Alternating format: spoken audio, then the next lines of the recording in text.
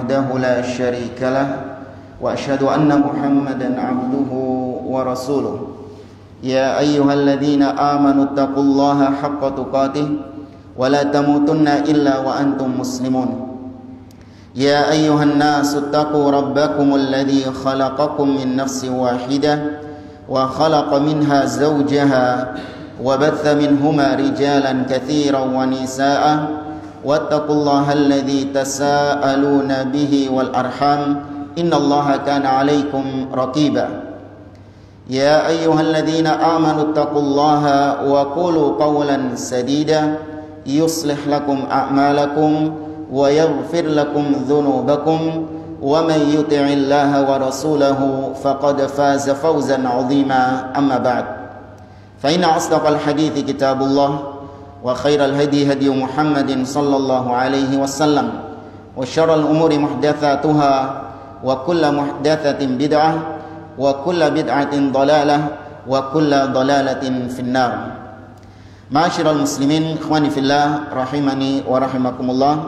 Alhamdulillah, di pagi hari ini Allah Subhanahu wa taala pertemukan kita kembali di majelis yang mulia ini untuk kita melanjutkan pembahasan usulun fit tafsir yang dikarang oleh Fadilatul Syekh Muhammad bin Shalih Al-Utsaimin rahimahullahu taala. Kita masih dalam pembahasan tentang al-qasas, yaitu kisah-kisah yang ada di dalam Al-Qur'anul Karim. Di pertemuan yang lalu kita sebutkan apa hikmah dari Allah sebutkan kisah-kisah tersebut di dalam Al-Qur'anul Karim. Itu kita sudah poinkan mungkin sekitar ada 12 kalau nggak salah ya. Ya. Oh 7 toh. Oh, yang lain berarti. Yang ngetes toh itu mungkin. Apa ini?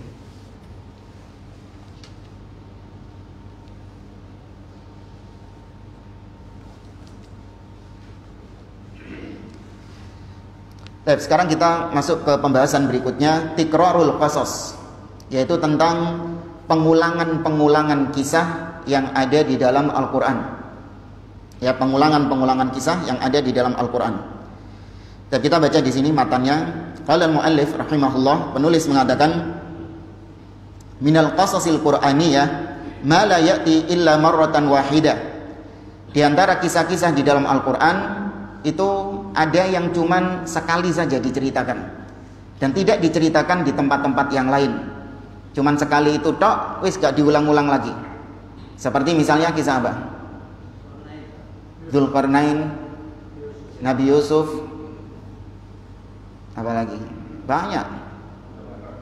Ashabul Kahfi, ya, kisah Luqman, itu tidak diceritakan kecuali hanya di tempat itu saja, cuman sekali tok. Wa minha ma ya'ti mutaqarriran hasba ma tad'u ilaihi al-hajah.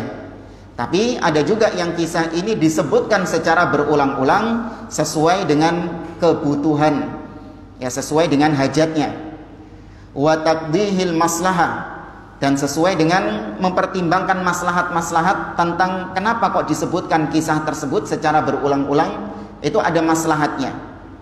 Wala yakunu hadzal mutakarrir ala wajhin wahid bal yakhtalifu fit tuli wal qisari wal lini wasyiddah. Kata beliau, pengulangan-pengulangan yang terjadi itu bukan dalam satu bentuk kalimatnya itu sama semuanya, pengulangan-pengulangannya itu. Akan tetapi berbeda-beda, satu dengan yang lainnya berbeda-beda pengulangannya. Meskipun maknanya sama, tapi narasinya itu, redaksinya berbeda-beda. Ada yang redaksinya lebih panjang, ada yang lebih pendek redaksinya, ada juga yang redaksinya itu nadanya itu lembut, ya, diungkapkan dengan bahasa yang lembut. Tapi ada juga yang diungkapkan dengan bahasa yang keras, ya, dengan bahasa yang syiddah. Wa dzakara ba'du jawanibil qissah fi mawdi'in duna akhar. Dan penyebutan tentang sebagian kisah-kisah tersebut, rentetan-rentetannya itu terkadang ada di surat ini, terus kemudian lanjutannya ada di surat yang lain. Ya, ini seperti kisah Nabi Musa. Ya, kisah Nabi Musa ada yang di surat Al-A'raf, ada juga sequel ini apa ya? Ya, potongan yang lain ada di surat Al-Qasas misalnya. Ya, ada di surat Al-Qasas dan lain sebagainya. Nah, dan kita baca kata beliau di sini syarahnya.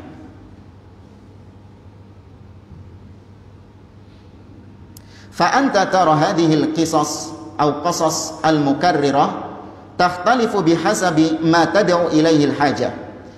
Kau akan melihat kisah-kisah yang diulang-ulang tersebut itu berbeda-beda antara satu dengan yang lain sesuai dengan kebutuhan yang diperlukan di situ. Walihada kana aktsarul qasasi tikraran kisah Musa. Oleh karenanya Anda dapati kisah-kisah yang banyak diulang-ulang itu kisahnya Nabi Musa. Kenapa? Li'annal hajata tad'u ila dzalik. Karena memang kebutuhan untuk dijelaskan tentang kisah Nabi Musa memang sangat-sangat perlu untuk dijelaskan. Ya, ada keperluan yang mendesak untuk menceritakan tentang kisah Nabi Musa secara berulang-ulang. Kenapa? Li'annal yahuda kanu mawjudin fil Madinah. Ada keperluannya, yaitu karena orang-orang Yahudi itu ada di kota Madinah. Ya, sebagaimana yang kita ketahui dalam sirah, ada 3 suku besar di kota Madinah. Suku Yahudi yang tinggal di kota Madinah jauh sebelum Nabi SAW hijrah ke Madinah. Bani Nadir, Bani Qainuqa, dan Bani Quraidah. Ya, wa qaribina min Quraisy.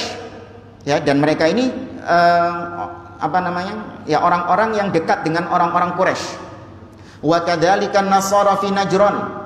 Demikian juga ada ahlul kitab yang lain, yaitu orang-orang Nasrani itu tinggalnya di daerah Najran. Wa ghairiha, dan yang lainnya. Lidzalika takarrarat qissatu Musa wa Isa alaihi wassalam akthar min ghairihima hasba ma tad'ul hajah ilaihi wa taqdihil maslahah. Ini alasannya karena Yahudi, Nasrani itu berinteraksi dengan Nabi SAW. Ada interaksi dengan kaum muslimin ketika itu, maka digempur dengan kisah-kisahnya Musa, diturunkan kisah-kisahnya Nabi Isa alaihissalam, karena memang butuh sekali untuk diulang-ulang. Ya. Kata beliau tadi, terkadang pengulangan-pengulangan tersebut itu tidak datang dalam satu bentuk, tapi berbeda-beda. Sebagaimana kita katakan, ada yang panjang, ada yang pendek, ada yang keras, ada yang lemah lembut. Wa dzikri ba'di jawanibil qissah fi mawdi'in duna akhar wa in wujida nadiran jiddan an ta'tiyal ayatu hiya nafsul ayatil ula fa hadza qalilun jiddan. Meskipun tidak menutup kemungkinan ada ayat yang diulang-ulang tapi redaksinya plek sama. Ya, redaksinya plek sama. Seperti misalnya ayat tentang perintah Allah kepada malaikat untuk sujud kepada Musa. Nah, itu redaksinya sama. Wa id qulna lil malaikati isjudu li Adam fasajadu illa iblis. Itu dalam surat Al-Baqarah kayak gitu. Ya, dalam surat Al-A'raf juga gitu. Kemudian dalam surah Al-Kahf, dalam surah Al-Anbiya itu kata-katanya sama. Ya, fasajadu illa iblis. Nanti kemudian baru jawabannya iblis berbeda-beda. Ada yang iblis menjawab ana khairun minhu khalaqtani min nar wa khalaqtahu min tin. Pertanyaan Allah kepada iblis juga beda-beda. Allah mengatakan ya iblis, malaka alla tasjudu id amartu. Ya, dalam surat Al-A'raf, ma mana'aka an tasjuda lima amartu. Apa yang mencegahmu untuk tidak mau sujud tatkala kau aku perintahkan? Dan redaksi yang lain mengatakan lima khalaqtu biyadayya. Kenapa kau tidak mau sujud kepada Adam yang aku ciptakan dengan kedua tanganku? Nah, itu berbeda-beda. Oke, tapi kata beliau sedikit yang redaksinya sama. Tajidu min aqsaril qasas wa ashadduha ma jaa fi suratil qamar fa innal qasasa qasiratun jiddan. Antum kalau buka, coba misalnya buka surat Al-Qamar. Di situ dikisahkan tentang kisah Nabi Nuh, kisah Nabi Hud dengan kaumnya, Ad, ya, tentang kaum Samud. Tapi kisahnya itu sedikit-sedikit. Ya, kisahnya sedikit-sedikit. Beda dengan yang ada di surat Al-A'raf misalnya. Panjang kisahnya. Meskipun nggak panjang-panjang banget. Tapi dalam surat Al-Qamar itu sedikit-sedikit kisahnya. Kata beliau, fiha qawari' 'azimah tahtamu kullu wahidatin minha fahal mim muddakir. Di situ ada yang istimewa di surat Al-Qamar itu. Setiap akhir kisah tersebut Allah menutup kisah dengan mengatakan fahal mim muddakir. Ya, apakah kalian mengambil pelajaran dari kisah tersebut? Kisahnya pendek, kemudian ditutup dengan fahal min muddakir. Apakah ada pelajaran yang diambil di situ? Falladhi yaqra'u hadhihi surah bitadabbur la budda ayyata'athar li'annaha 'azimah.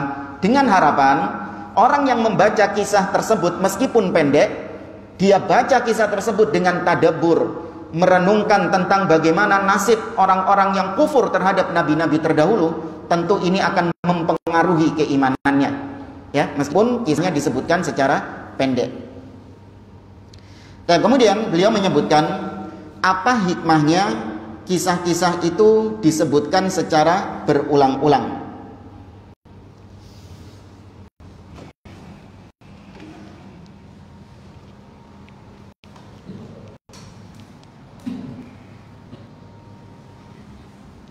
Hikmah pengulangan kisah.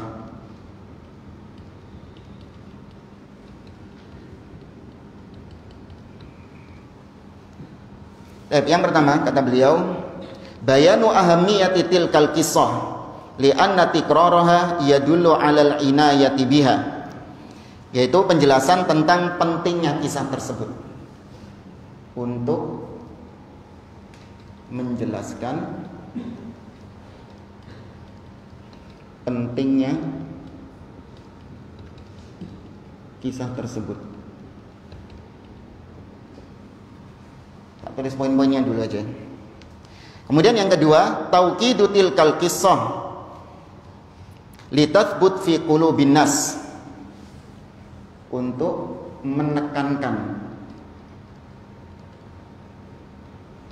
kisah tersebut agar menancap di hati manusia. Jadi diulang-ulang, cek ne mantep. Nanti kita jelaskan. Yang ketiga, mura'atuz zaman wa halil mukhatabina biha, wa lihada tajidul ijaz wa syiddah ghaliban fima ata minal qasas fi suwaril makiyah wal aks fima ata fi suwaril madinah. Yaitu untuk memperhatikan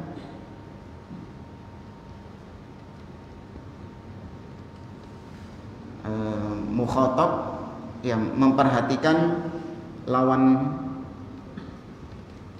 bicara. Salah.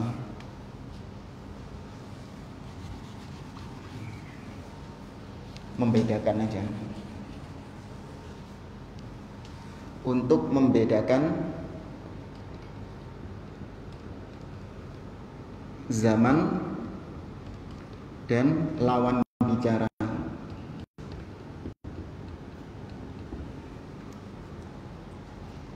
Apa tadi katanya? Ya, ayat-ayat atau kisah-kisah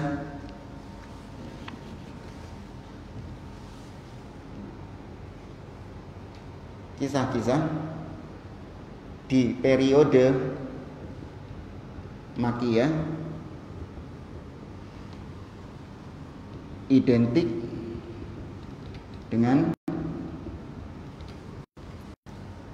kesan keras, tegas ayatnya. Sebaliknya periode Madaniyah itu ayatnya lembut, lemah lembut. Ya.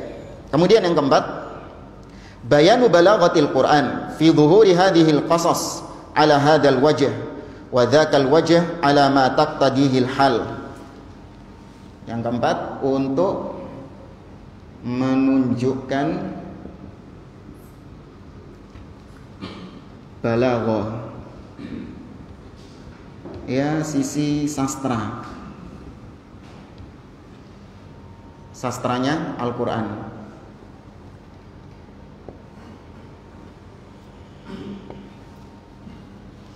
Yang kelima, zuhurus sidqil Qur'an,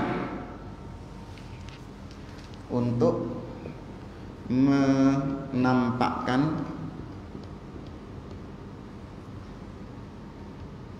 kebenaran Al-Qur'an. Tab 5 aja di sini poin yang ditekankan sama beliau. Tab penjelasannya yang nomor 1 sama nomor 2 ini digabung sama beliau penjelasannya. Bayanu ahamiyati tilkal qissah walidzalika yukarriruha Allahu azza wa jalla i'tina'an biha wa tathbitan wa tarsikhan. Allah ketika mengulang-ulang kisah di dalam Al-Qur'an itu yang pertama untuk, ya, Allah itu ingin menjelaskan bahwa kisah yang diulang-ulang tersebut itu penting. Ya, kisah yang diulang-ulang tersebut adalah kisah yang sangat penting sekali. Sehingga perhatian kita terhadap kisah yang diulang-ulang itu lebih besar daripada kisah yang cuma disebutkan sekali saja. Paham? Ya, bukan berarti kisah yang cuma diceritakan sekali itu nggak penting, bukan. Tapi di sini ada perhatian yang lebih penting kalau kisah itu diulang-ulang sama Allah Subhanahu wa taala. Kemudian yang kedua, masih lanjutan dari yang pertama tadi, yaitu diulang-ulang untuk menekankan tentang kebenaran kisah tersebut dan untuk menancapkan kisah itu di dalam hati orang-orang yang membaca kisah tersebut, ya, supaya ya menancap kuat. Sama seperti antum kalau diceritani berulang-ulang itu kan ingat, ya, apalagi kalau yang menceritakan itu adalah orang yang terpercaya. Satu kali cerita saja, kalau yang ceritakan ini adalah orang yang dikenal kejujurannya, ya, dikenal keamanahannya, tentu Anda sudah langsung mengambil kisah tersebut dan percaya dengan kisah itu. Nah, bagaimana pula kalau yang mengisahkan di situ adalah Allah Subhanahu wa taala, yang Allah katakan, "Wa man asdaqu minallahi haditsa." Siapa yang lebih jujur ucapannya daripada Allah Subhanahu wa taala. Dan yang ketiga, mura'atuz zaman wa hal al-mukhatabina biha, yaitu untuk memperhatikan apa di sini? Ya, membedakan zaman dan lawan bicara. Dengan adanya kisah-kisah yang diulang-ulang tersebut, Allah itu ingin untuk membedakan antara orang-orang yang di periode Mekah dengan orang-orang yang di periode Madinah. Ya, ketika periode Mekah, ini kita tahu orang-orang yang ada di periode Mekah ini adalah orang-orang musyrikin, di mana mereka ini menentang Allah Subhanahu wa taala, sehingga Allah turunkan kisah-kisah dengan redaksi yang keras, dengan redaksi yang tegas. Beda dengan ketika sudah masuk periode Madinah, itu lawan bicaranya adalah para sahabat. Ya, lawan bicaranya adalah para sahabat kebanyakan. Sehingga kisah-kisahnya itu dengan redaksi yang lemah lembut, ya, tidak dengan tidak dengan redaksi yang tegas. Yang keempat, bayanu balaghatil Qur'an fi dhuhuri hadhil qas ala hadzal wajhi wa dzakal wajhi ala ma taqtadihi al li'anna mutabaqatal kalam li muqtadal hal huwal balaghatu fil haqiqah. Menjelaskan balaghah, kata beliau, Allah terkadang di satu surat, ya, menjelaskan dengan bahasa tertentu, dengan gaya bahasa tertentu. Kemudian di surat yang lain Allah sebutkan kisah yang sama tapi gaya bahasanya berbeda.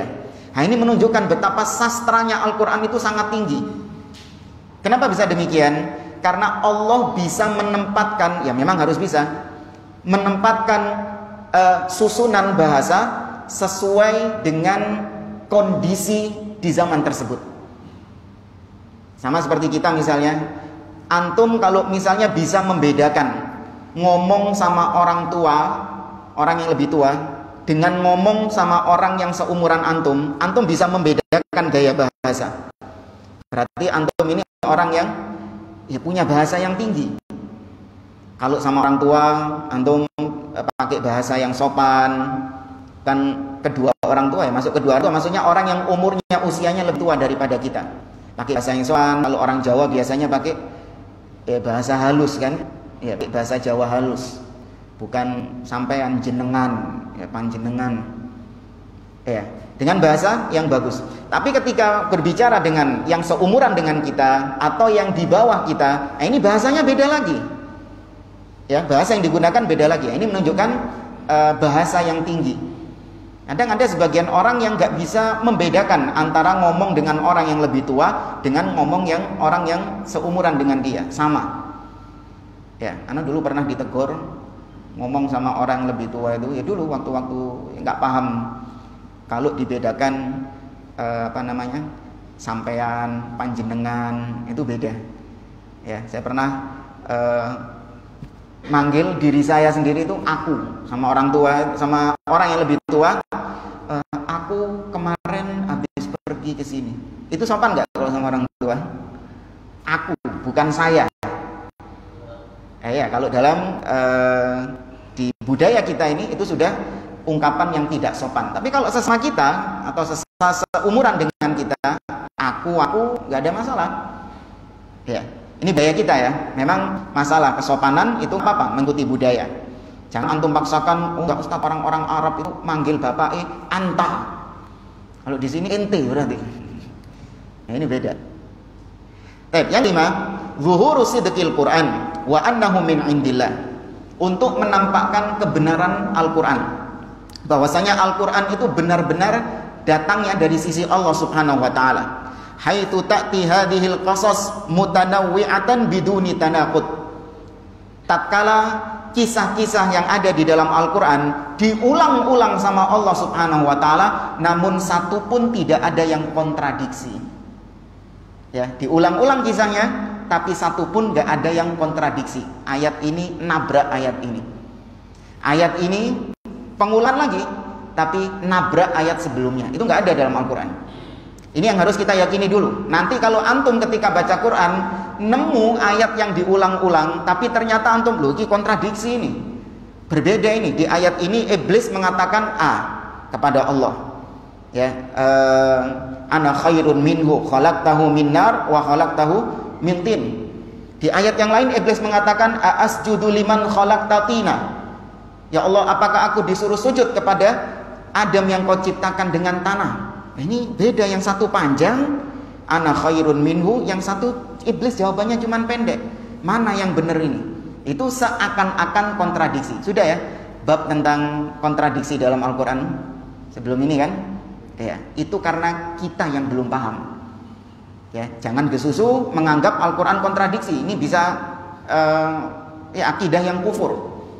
Tidak ada kontradiksi dalam Al-Quran.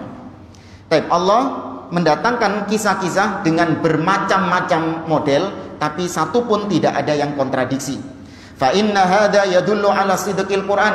Maka ini menunjukkan tentang kejujuran Al-Quran atau kebenaran Al-Quran. Wa yadullu aidan min wajhin akhar kaunuha ta'ti ala wujuhin muta'addidah mimma yadullu ala sidqil Quran wa anna an-nabiy sallallahu alaihi wasallam yatluhu ala an-nasi kama warada wa ta'lamuna anna al-kadhib yuhawilu an yukhfiya kadhibahu bikulli tariqin fayuhawilu an yakuna kalamuhu tsani mithlal awwal hatta la yaqula an-nas innaka kadhib haddatsana fil awwal ala wajhin kada wa tsani ala wajhin kada fa idza ja'atil qasas fiha naw'un min at-taghayyur ma'a thubutin nabi sallallahu alaihi wasallam wa bayaniha lin-nas dalla ala annahu shadiqun alaihi salatu wassalam. Panjang ya, ringkasnya gini. Orang itu biasanya kalau bujuk, ya dia itu akan menceritakan kisah-kisah yang dia ceritakan itu berbeda antara satu dengan yang lain. Kita nonoy. Kalau kisah yang diceritakan itu bohong, dusta, dia akan cerita kepada antum A. Nanti ketemu orang lain, ceritanya beda lagi B. Ketemu orang lain, ceritanya beda lagi C yang diceritakan. Padahal ceritanya aktornya sama, tempat kejadiannya sama, ya. Tapi alur ceritanya berbeda-beda. Kenapa? Ngarang. Karena ceritanya ngarang. Beda dengan orang yang menceritakan kepada antum dengan jujur. Orang kalau menceritakan kepada antum dengan jujur, dia mau cerita ke fulan A, ke fulan B, fulan C, sama ceritanya. Kenapa? Karena benar, jujur apa yang diceritakan. Nah, maka Allah Subhanahu wa taala menceritakan kisah-kisah di dalam Al-Qur'an dengan banyak sekali pengulangan-pengulangan, semuanya tidak ada yang kontradiksi karena jujur kisahnya. Jujur di sini as-sidq artinya kesesuaian antara kabar dengan realita yang terjadi. Itu namanya jujur. Ya, antara yang diucapkan, diceritakan dengan apa yang terjadi di lapangan itu match, sama. Itu namanya sidq, jujur. Fa in qala qail, ini ada masalah. Apabila ada orang yang mengatakan, qultum anna maji'al qasasi mutanawwi'atan la ta'arudu bainaha. Wahai Syekh, tadi antum mengatakan bahwa kisah-kisah di dalam Al-Qur'an yang bermacam-macam tadi, yang diulang-ulang tadi, itu tidak ada kontradiksi katanya. Lakin najidu ba'daha yu'aridul ba'da fi dhahir. Tapi kalau dilihat-lihat lagi, kisah-kisah yang diulang-ulang di dalam Al-Quran itu ternyata kita dapati zahirnya itu ada kontradiksi antara satu dengan yang lain. Nah, ini bagus ya, dengan ungkapan zahirnya. Yang nampak di mata kita seperti kontradiksi. Tapi jangan diyakini itu kontradiksi. Seperti misalnya kisah Musa ma'a Fir'aun. Seperti kisah Musa dengan Fir'aun. Ya, dom yang bawa mushaf dibuka surat A'raf ayat 109.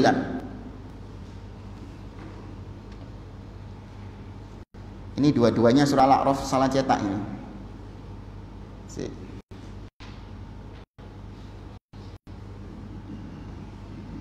Ayat 109.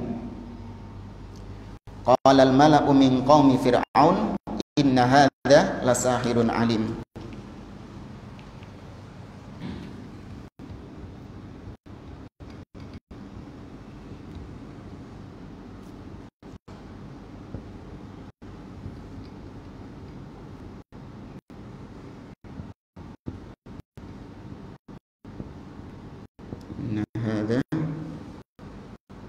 Lasahirun alim. Ya, ini Al-A'raf 109.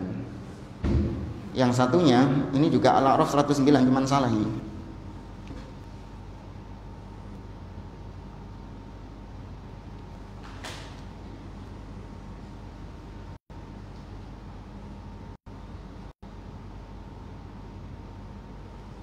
Surat Asy-Syu'ara. Ya, surat Asy-Syu'ara ayat 34 yang benar.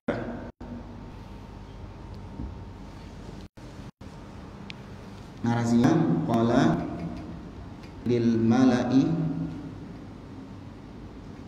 haulahu inna hadza lasahirun alim. Asy-Syu'ara ayat 34. Ketemu jemaah. Kita perhatikan ayat yang pertama. Ini kisah yang diulang dalam Al-Quran, yaitu tentang penyihir-penyihir Fir'aun, ya, penyihir-penyihirnya Fir'aun yang nanti dikisahkan bertobat. Tapi sebelum itu, qalal mala'u min qaumi Fir'aun, berkata al-mala'. Al-mala' ini pembesar-pembesar. Ya, pembesar-pembesarnya Fir'aun. Ya, wa qala al-mala'u min qaumi Fir'aun, berkata pembesar-pembesar dari kaumnya Fir'aun. Berarti ini ucapannya siapa? Fir'aun atau pembesarnya? Pembesarnya Fir'aun. Yang pertama ini ucapan al-mala'. Apa katanya? Inna hadza lasahirun alim. Sesungguhnya Musa ini adalah penyihir yang pandai. Ya, Musa ini adalah seorang penyihir yang pandai. Jadi yang mengucapkan inna hadza lasahirun alim itu al-mala', bukan Fir'aun. Nah, kemudian di dalam surah Asy-Syu'ara ayat 34, qala lil mala'i haulahu. Ya. Berkata, tidak disebutkan subjeknya siapa. Dia berkata kepada pembesar-pembesar yang ada di sekitarnya. Dia berkata kepada pembesar-pembesar yang ada di sekitarnya, sekelilingnya. Berarti yang mengucapkan siapa? Fir'aun. Ya, Fir'aun berkata kepada pembesar-pembesarnya. Apa kata Fir'aun? Inna hadza sahirun alim. Sesungguhnya Musa ini adalah penyihir yang pandai. Ya, pertanyaannya, yang ngomong ini berarti siapa sebenarnya? Ada yang tahu jemaah? Hah? Dua-duanya, benar. Ya, itu dulu ditetapkan. Nggak usah bingung, sopo yo. Wah, ini berarti mesti salah satunya salah ini. Antum punya keyakinan seperti itu bisa kufur jemaah.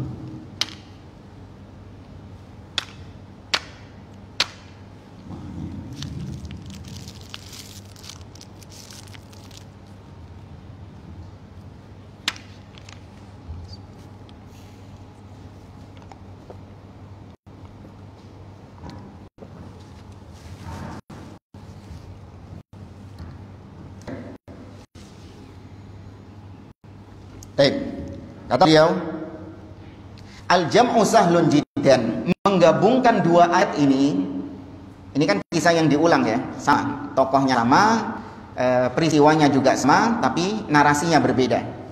Menggabungkan ini mudah, kata beliau. Fanisbatu hadzal qaul ila qaumihi wa ilaihi la ta'arudha bainahuma. Ucapan ini dinisbatkan kepada al-mala' atau ucapan ini dinisbatkan kepada Fir'aun, itu sebenarnya tidak ada pertentangan. Kenapa? Kata beliau, fahuwa yaqulu dzalika awwalan. Yang pertama kali mengucapkan Musa ini adalah penyihir yang pandai, penyihir yang cerdik, itu yang pertama kali mengucapkan adalah Fir'aunnya dulu. Ya, Fir'aun dulu yang menuduh Musa sebagai penyihir yang cerdik. Tsumma yatba'uhu qaumuh. Kemudian barulah pembesar-pembesarnya Fir'aun itu meniru ucapannya Fir'aun, menuduh Musa sebagai penyihir yang pandai. Jadi benar, ini dua-duanya yang mengucapkan. Fir'aun dulu, kemudian pembesar-pembesarnya ini membeo, elok apa jari Fir'aun. Fir'aun nuduh Musa sebagai penyihir, mereka ikut menuduh Musa sebagai penyihir juga. Ya, berarti ada masalah nggak ini? Nggak ada masalah. Lihat, kalau ulama yang menjelaskan bisa untuk dijamakkan. Kadzalika lasahirun mubin wa lasahirun alim. Demikian juga dalam ayat lain di surat Yunus, Fir'aun mengatakan Musa itu sahirun mubin, bukan sahirun alim, tapi lasahirun mubin. Ya, penyihir yang mubin, yang menjelaskan, penyihir yang jelas. Kata beliau, bagaimana cara menjamakkannya? Li'anna sahirul alim yalzamu min ilmihi ayyubayyin. Karena ketika disebutkan Musa itu adalah penyihir yang pandai, maka otomatis dia itu tersifati juga dengan mubin. Ya, tersifati juga dengan mubin, yang menjelaskan tentang sihirnya, yang menampakkan sihirnya. Ini tidak ada perbedaan, kata beliau. Wa ta'lamuna annal amra laisa kalimatin wahidah, qad yakunu qala sahirun alim fi waqtin wa qala sahirun mubin fi waqtin akhar. Demikian juga bantahan yang kedua, bisa jadi yang mengucapkan sahirun alim dan sahirun mubin itu tidak diucapkan dalam satu waktu.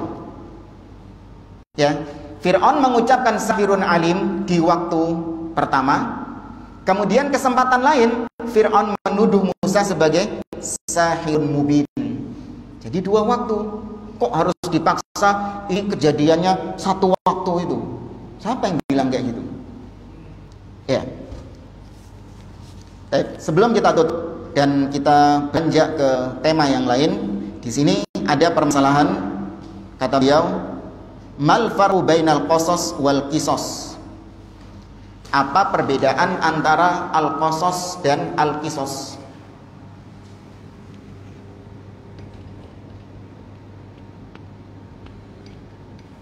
Dan al-qisas. Bodoh ya. Al-qasas dan al-qisas.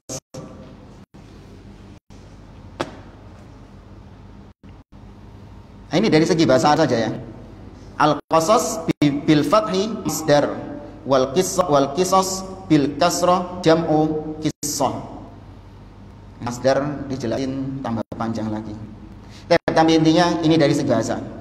Nah, ini loh yang dipertanyakan sama beliau.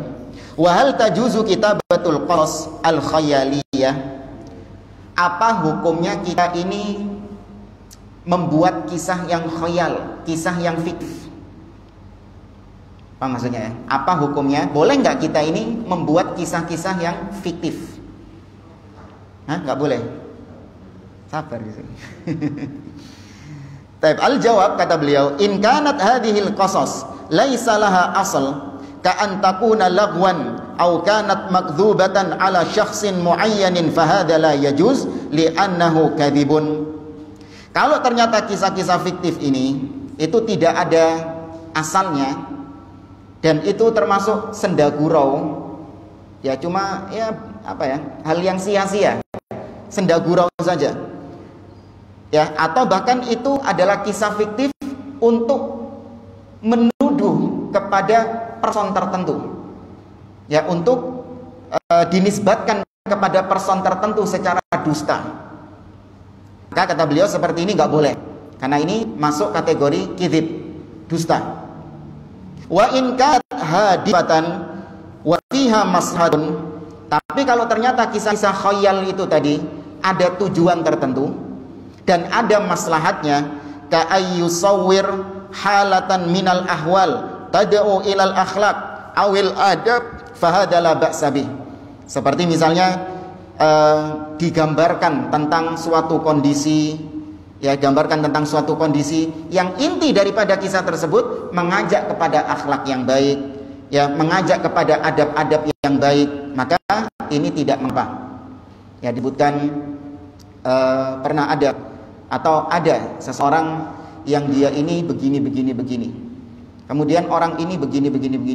Setelah itu dia ini begini. Ada ibrah yang diambil dari kisah tersebut, tanpa menyebutkan bahwa itu adalah kisah beneran. Tapi kisahnya itu mungkin terjadi kepada orang lain. Ya, contoh misalnya saya ceritakan. Ada seorang yang dia ini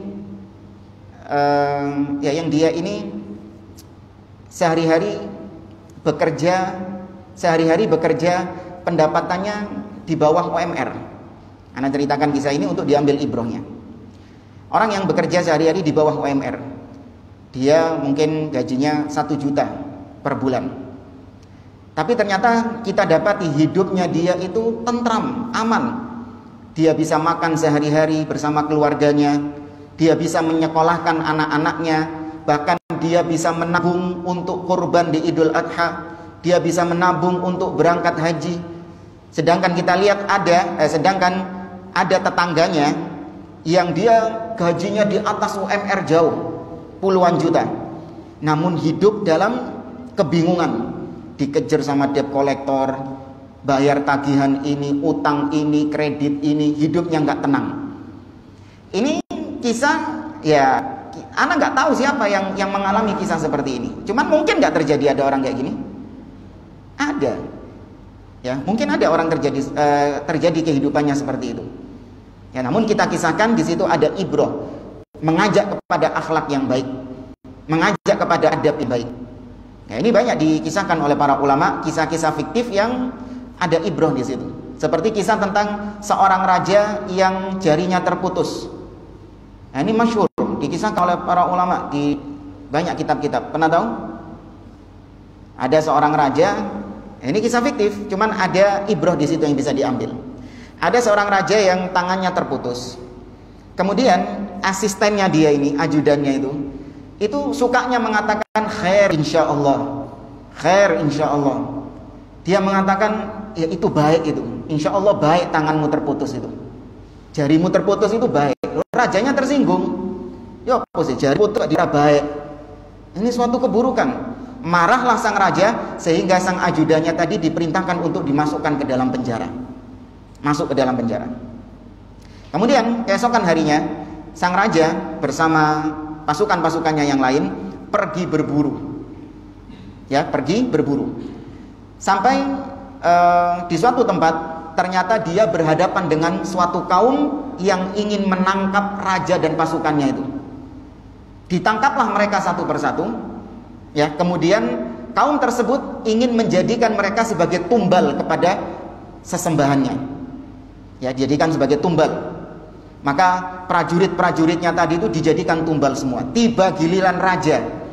Ketika mau dijadikan tumbal, ternyata dilihat drijinya gak ono. Tangannya putus. Maka kaum tersebut mengatakan ini gak layak untuk dijadikan tumbal.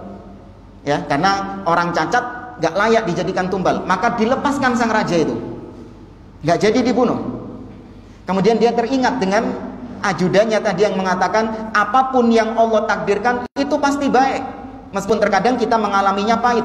Dia ingat, oh iya ya, itu tadi ajudanku benar, berarti aku terputus tangannya ini itu baik. Karena kalau tanganku jangkep, aku sudah mati seperti prajurit-prajuritku.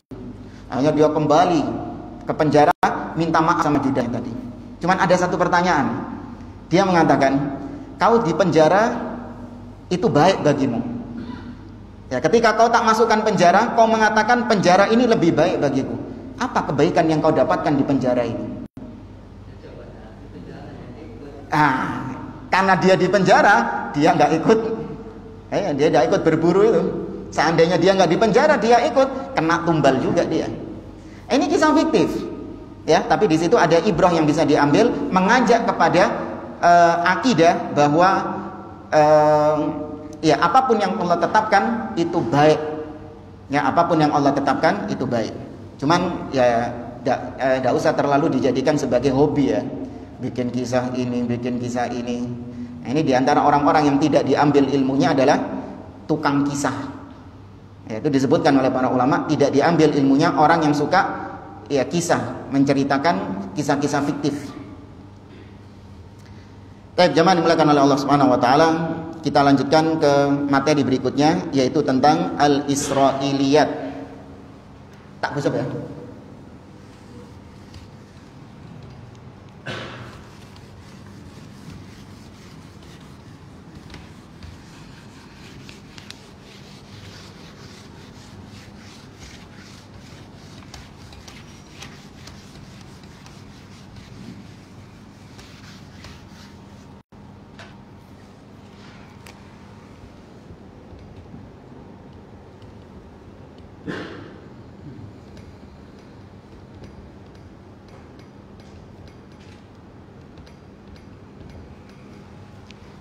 Al-Israiliyat.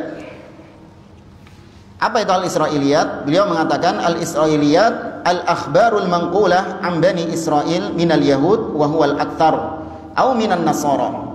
Pengertian daripada Israiliyat adalah yaitu kabar-kabar berita yang dinukil dari Bani Israil, ya dinukil dari Bani Israil, terutama dari kalangan Yahudi.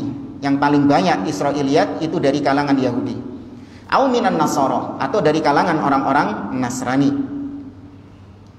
Kata beliau, al-Israiliyat mansubah ila Israil. Nama Israiliyat itu nisbah kepada Israil. Ya, nisbah kepada Israil alaihi salatu wassalam, ahadul anbiya, nama salah seorang nabi. Siapa? Yakub alaihi salam. Lakin summiya ma yanquluhu banu Israil Israiliyan min babin nisbah ilal mudhaf ilaihi la ilal mudhaf. Akan tetapi disebutkan sebagai Israiliyat itu bukan nisbat kepada Yusufnya, tapi nisbat kepada Bani Israil. Beda ya antara Israil dengan Bani Israil. Bani Israil artinya anak cucu Israil, anak cucunya Nabi Yakub alaihi salam. Kita tahu Israil atau Yakub itu punya 12 anak. 1 2 3 4 5 6 7 8 9 10 11 12. Baik, punya 12 anak. Karena istrinya ada berapa? 2, 3, 4. Gak disebutkan dalam Al-Quran, gak ada, dalam hadits gak ada berapa istrinya Nabi Yakub alaihissalam. Cuman dari kabar-kabar Bani Israel, dari kabar-kabar ahli kitab, Yakub punya istri 4. Ada yang namanya Bilha, ada yang namanya Rahel, ada yang namanya Lea, yang satu lagi lupa. Ada yang ingat? Bilha, Rahel, Lea, ya. Intinya dari 4 istri ini melahirkan 12 anak. Tape. Yang pertama, ada yang tahu siapa saja nama-nama 12 ini? Yusuf yang pertama. Tahu dari mana kalau namanya anaknya Nabi Yakub itu Yusuf? Dari surat Yusuf kan? Sebelumnya, tahu dari mana kalau anaknya Yakub 12? Dari Quran? Hah? Apa ayatnya? Iya, 11 bintang. Ya, ketika Yusuf mengatakan wa id qala Yusufu li abihi inni ra'aitu ahada asyara kaukaba. Wahai ayahku, sesungguhnya aku melihat ada 11 bintang. 11. Nah, sama Yusuf yang bermimpi berarti 12 bintang. Nah, 12 bintang ini 11 bintang ini adalah saudara-saudaranya Yusuf. Tapi di dalam surat Yusuf, sebagaimana tadi kita katakan, surat Yusuf ini, cerita tentang Yusuf ini diulang nggak di tempat lain? Nggak ada, di situ tok. Nemu nggak nama anaknya Yakub selain Yusuf di surat itu? Nggak ada. Di dalam hadis ada? Nggak ada juga. Adanya di dalam Israiliyat. Ya, adanya dalam Israiliyat. Yusuf, Benyamin. Nah, ini satu ibu Rahel. Kemudian ada Yehuda, ada Lewi, Isakar, Zebulon, dan Gad, Asher. Kemudian siapa yang belum? Simon, Ruben,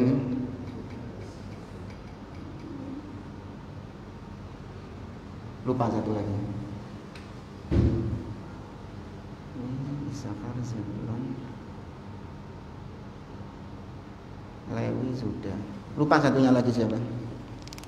Nah, dari 12 suku ini itu melahirkan keturunan-keturunan. Bani Yusuf, Bani Benyamin, Bani Yehuda, Bani Lewi, Bani Isakar. Dari Bani Lewi ini nanti ada Musa, Harun, seterusnya. Ini keluar anak cucu sehingga mereka menjadi suku-suku. Karena dalam kisah Nabi Musa, kalau kisahnya Nabi Musa ini kan setelahnya Nabi Yusuf. Nah, itu Bani Israel sudah bersuku-suku di situ. Ada 12 suku. Fanfajarat min huthnata asyrata aina. Ya, pukulkan tongkatmu ke batu, maka akan memancar 12 mata air sesuai dengan jumlahnya. Ya, suku-suku tersebut.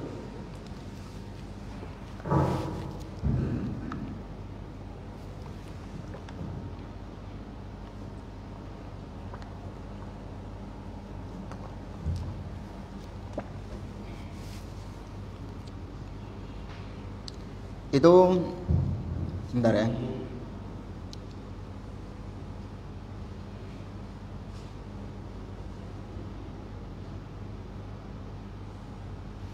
Nah, kurangan ini. Naftali. Tapi ini nanti berkaitan dengan bagaimana sikap kita terhadap riwayat-riwayat Israiliyat.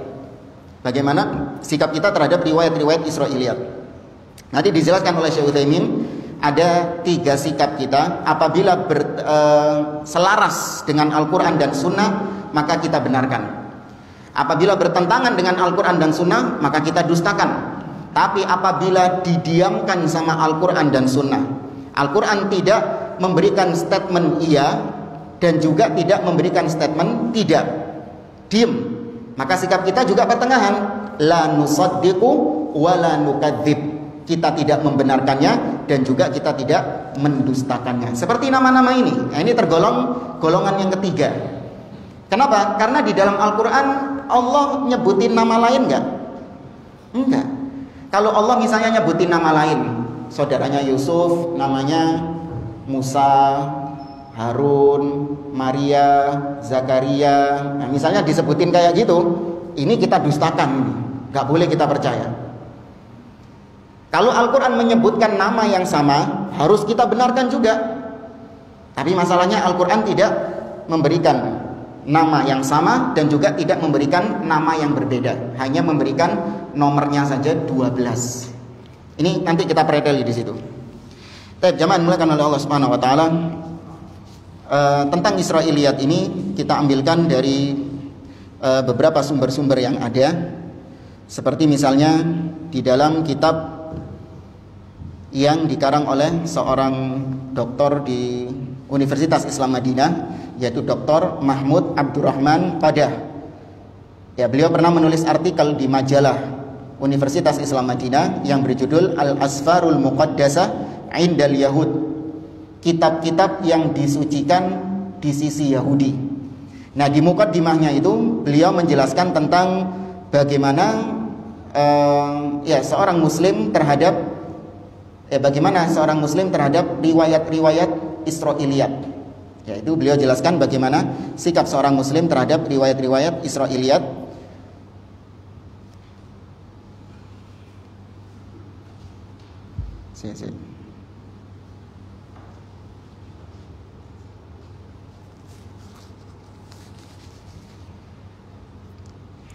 Jamaah dimulakan oleh Allah, mempelajari tentang Israiliyat itu ada hubungannya dengan rukun iman yang ketiga.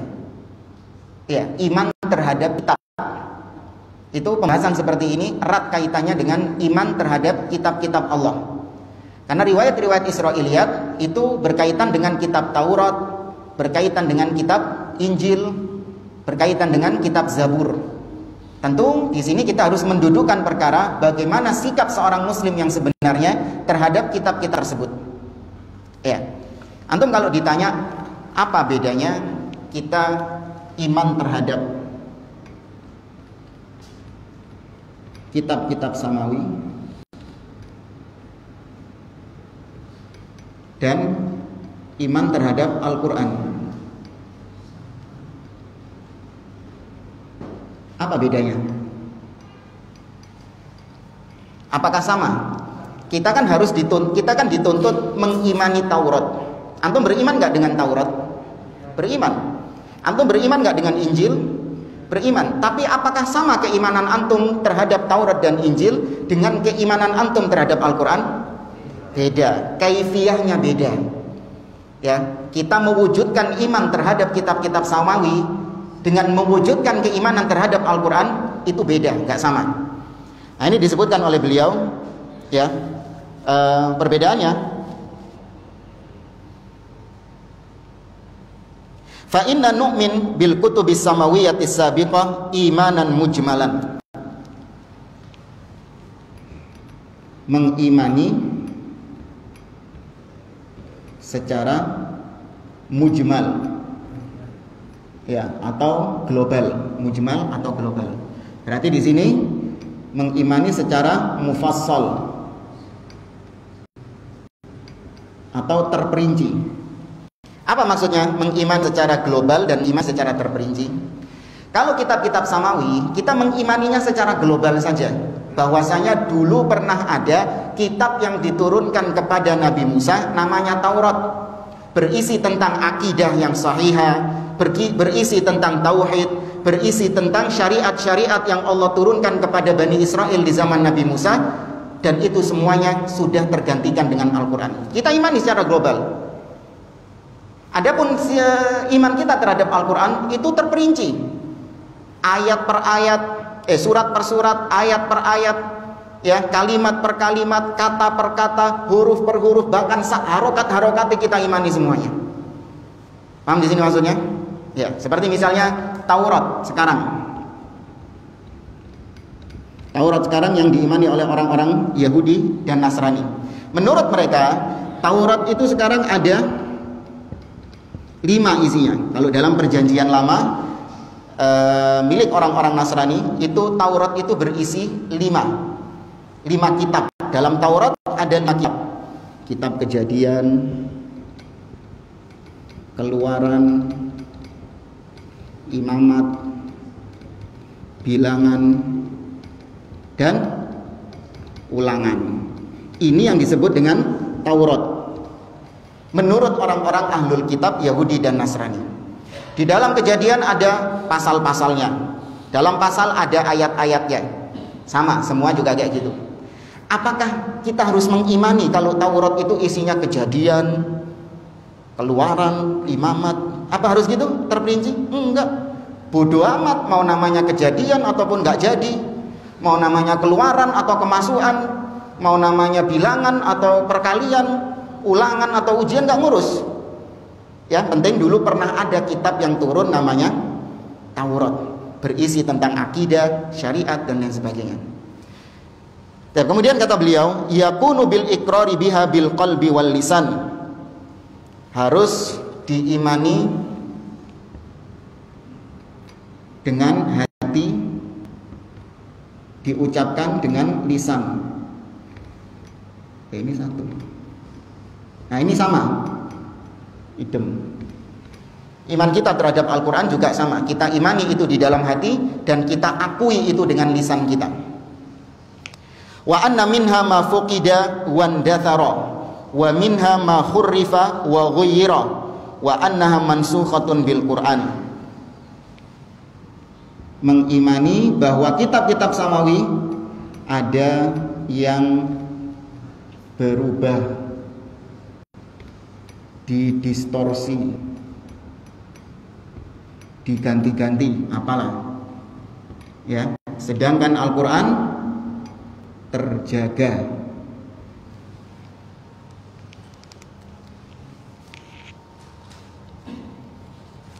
Kemudian kata beliau,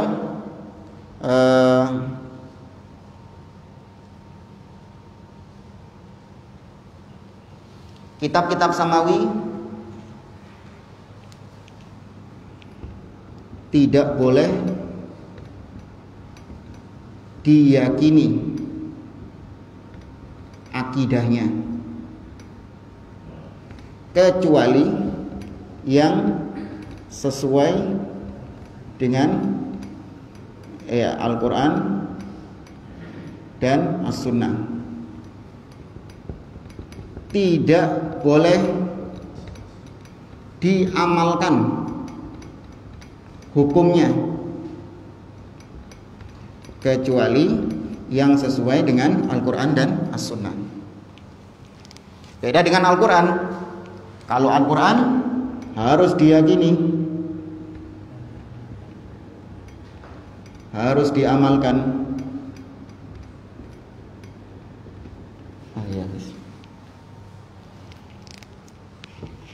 Ada akidah-akidah di dalam Taurat.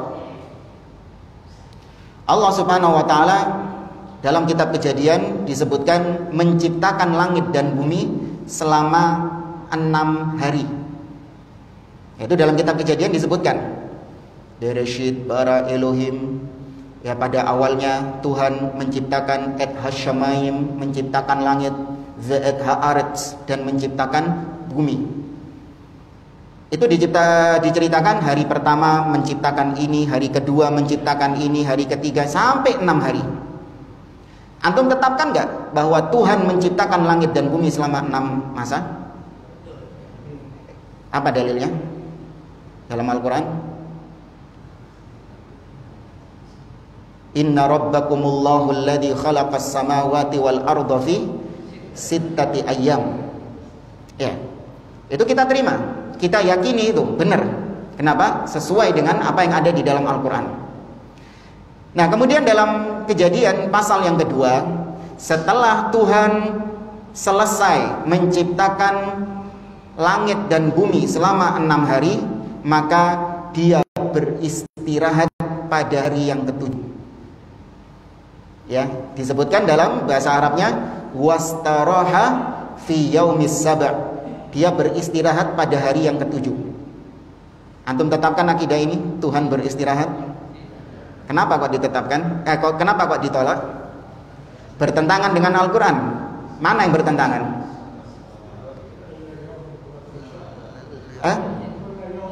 Kulla yaumin huwa fi sya'n la ta'khuduhu sinatun wala naum.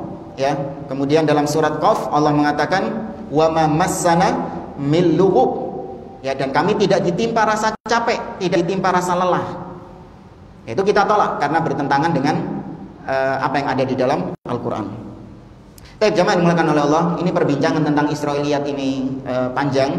Nanti ada contoh-contoh ayat-ayat atau contoh-contoh kisah-kisah Israiliyat yang ada dalam kitab-kitab tafsir. Ini kan kita lagi bicara tafsir. Dalam kitab-kitab tafsir Ibnu Katsir, tafsir At-Tabari, tafsir Al-Qurtubi itu banyak kisah-kisah Israiliyat. Ya, banyak di situ. Nanti beliau juga menyebutkan siapa saja sahabat-sahabat yang banyak meriwayatkan Israiliyat dari kalangan sahabat.